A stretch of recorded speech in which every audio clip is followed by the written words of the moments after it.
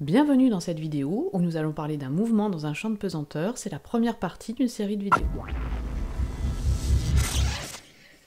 Nous allons nous intéresser dans cette série de vidéos au jeu Angry Birds dans lequel on catapulte un oiseau rouge que l'on prénomme Red pour détruire la construction et les cochons. Eh bien, quand on lance Red, on voit la trajectoire apparaître sur le jeu. Et on peut modifier deux paramètres initialement, c'est-à-dire au départ, qui vont modifier cette trajectoire. Par exemple, ici, on tire plus fort sur l'élastique, on va modifier la trajectoire de Red. On peut également changer un autre paramètre, on peut modifier l'inclinaison de la catapulte tout en gardant la même force exercée sur l'élastique. Donc ici, je vais modifier l'angle de l'élastique et la trajectoire est modifiée.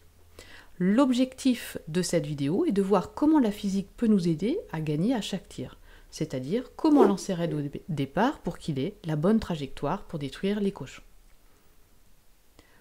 Pour cela, eh bien, il faut connaître exactement la position du cochon sur lequel Red doit arriver. En d'autres termes plus mathématiques, si on a un repère cartésien OX ou Y, puisqu'on travaille dans un plan ici, deux coordonnées suffisent, eh bien, il faut connaître les coordonnées X, Y du cochon pour ensuite pouvoir déterminer les conditions initiales du lancer pour que Red passe par ces coordonnées.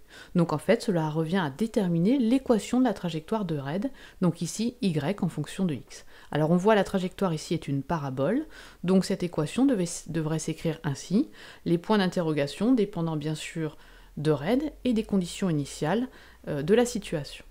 Alors on va modéliser la situation pour l'étudier, on va travailler bien sûr dans le référentiel terrestre, si on se place ici, si on suppose ici que Red se trouve sur la Terre, on va donc utiliser un repère d'espace, un repère cartésien et un repère de temps, un repère de date, donc une horloge. On va modéliser le système par un point que l'on va appeler par exemple M.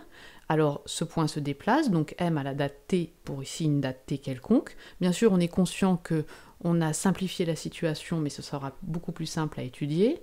On va donc définir le vecteur position, OM de T, que l'on a déjà vu, qui va permettre de suivre le mouvement de Red.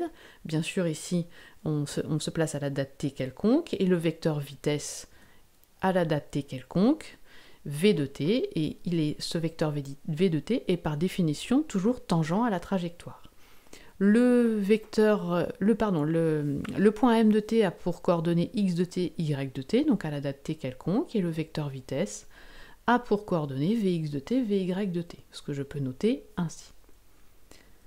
On va ensuite définir les conditions initiales, donc c'est-à-dire à T égale 0 secondes, on a pris le repère exactement au départ, donc les coordonnées de Red à t égale 0 secondes sont 0, 0, et le vecteur vitesse à la date t égale 0 secondes, ici, est ainsi, il a deux coordonnées, Vx à la date t égale 0, Vy à la date t égale 0, ce que l'on va noter pour simplifier V0x, V0y. Mais il ne faudra pas oublier que c'est bien à la date t égale 0 secondes.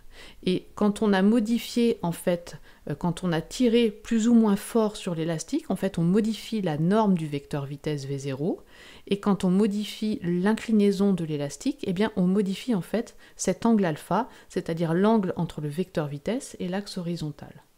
Eh bien, ces conditions initiales, on va les détailler un petit peu plus. Les coordonnées V0x, V0y, eh bien, on peut les exprimer ainsi, regardez, il suffit de remarquer que dans le triangle, cosinus alpha c'est V0x sur la norme du vecteur vitesse V0, et sinus alpha c'est V0y sur V0. Donc les coordonnées V0x et V0y peuvent s'écrire ainsi, V0x c'est V0 cos alpha et V0y c'est V0 sinus alpha. Nous pouvons maintenant passer au bilan de force sur le système. Si on suppose qu'on néglige l'action de l'air, eh bien Red n'est soumis qu'à une seule action, l'action de la Terre, et ce que l'on appelle le poids. Le poids s'exprime en fonction du champ de pesanteur qui est supposé uniforme au voisinage de la Terre, vous avez déjà vu ça en première. Donc le vecteur P, c'est m fois le vecteur G. On peut maintenant appliquer la deuxième loi de Newton qui nous dit que la somme des forces extérieures est égale à m fois l'accélération. Donc ici on a une seule force qui est le vecteur poids, ma, qui est égal à ma, et donc nous tombons sur la relation G, le vecteur G est égal au vecteur accélération. Alors, que devez-vous retenir dans cette première partie? Eh bien, pour étudier le mouvement dans un champ de pesanteur uniforme, il faut définir le système, le référentiel et un repère cartésien. On fait un schéma à la date t quelconque en précisant bien les axes OX, OY, OZ. On peut travailler donc à 3 dimensions.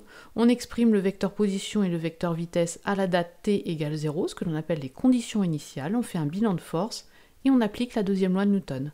Maintenant, il vous reste à passer à la deuxième partie de cette vidéo pour voir comment déterminer l'équation de la trajectoire. À bientôt!